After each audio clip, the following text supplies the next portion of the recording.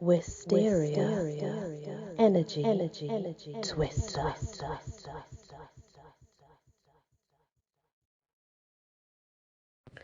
Hello everyone and welcome back to the Legends of Britany. We're now on sort of sorcerers and what they would call the dark arts, though I wouldn't call it that, but you know.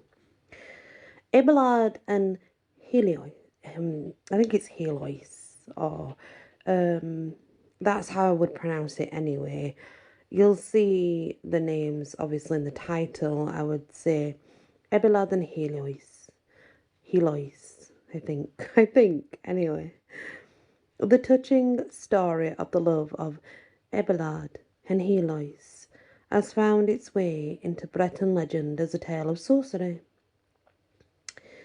Abelard was a Breton, the Duke of Britanny, whose subject he was born, jealous of the glory of France, which then engrossed all the most famous scholars of Europe, and being, besides, acquainted with the persecution Abelard had suffered from his enemies, had nominated him to the Abbey of St. Gildas, and by this benefaction and mark of his esteem, engaged him to pass the rest of his days in his dominions.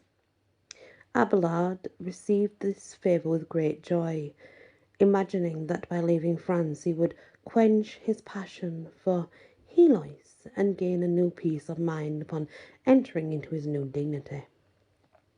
The Abbey of St. Gildas, de Rous, was founded on the inaccessible coast near Venice by St. Gildas, a British saint. The schoolfellow and friend of St. Samson of Dol and St. Paul of Lyon, encountered among its monks the Saxon St. Dunstan, who, carried by pirates from his native isle, settled on the desolate shores of Brittany and became, under the name of St. Gustan, the patron of mariners. St. Gildas built its abbey on the edge of a high, rocky promontory, the site of an ancient Roman encampment called Grand Mont, facing the shore, where the sea had formed numerous caverns in the rocks. The rocks are composed chiefly of quartz and are covered to a considerable height with small mussels.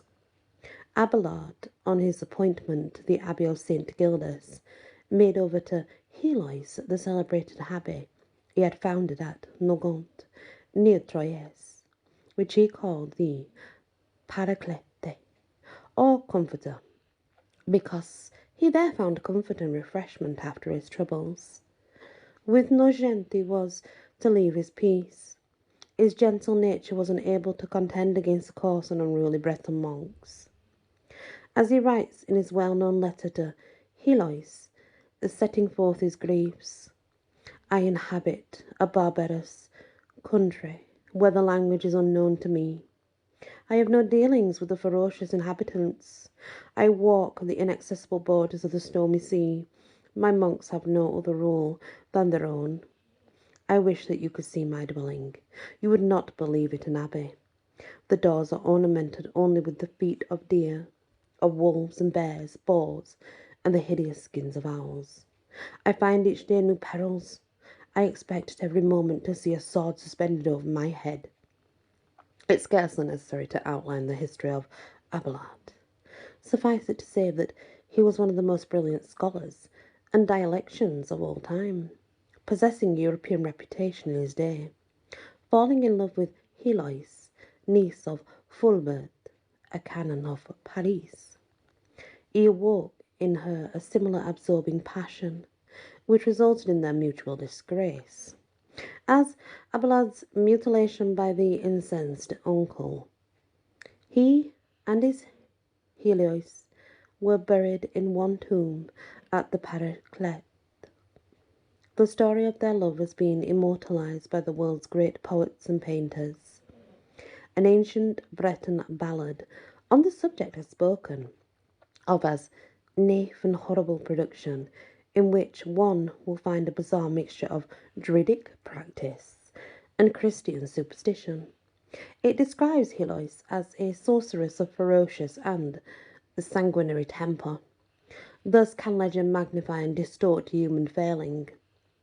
As its presentation is important in the study of Breton folklore, I give very sort of free translation of this ballad, in which, at the same time, it's endeavoured to preserve the atmosphere of the original, which means it's been translated the best it can be translated, though it may not be correct as such. I suppose not perfect, let's say.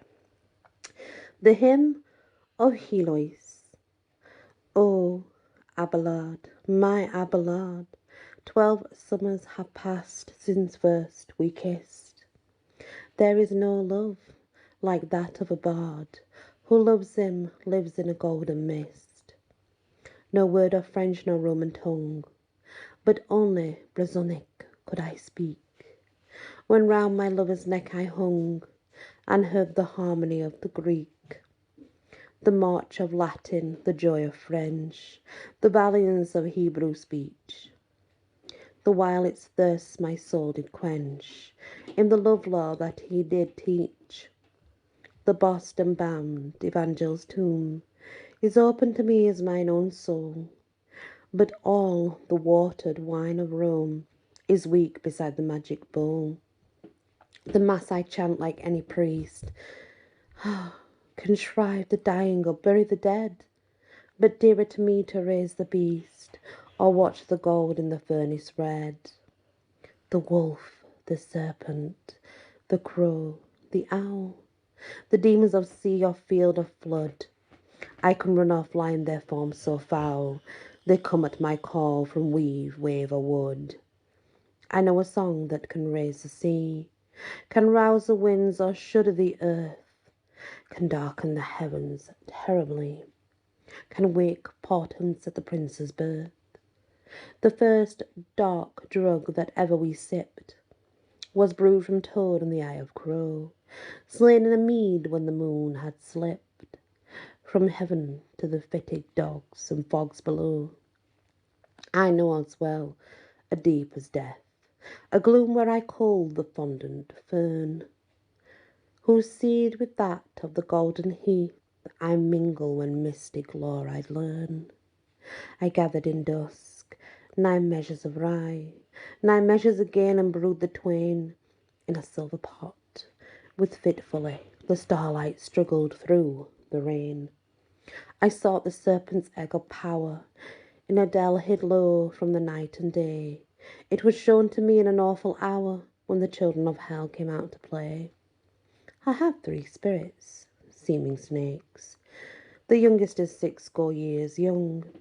The second rose from the nether lakes, and the third was once Duke, Satan's tongue. The wild bird's flesh is not their food, no common umbles are their dole. I nourish them well with infant's blood, those precious vipers of my soul.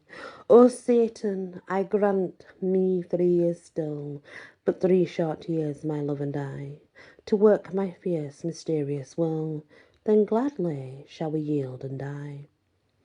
Heloise, wicked heart, beware, think on the dreadful day of wrath, think on thy soul, forbear, forbear, the way thou talkest is that of death.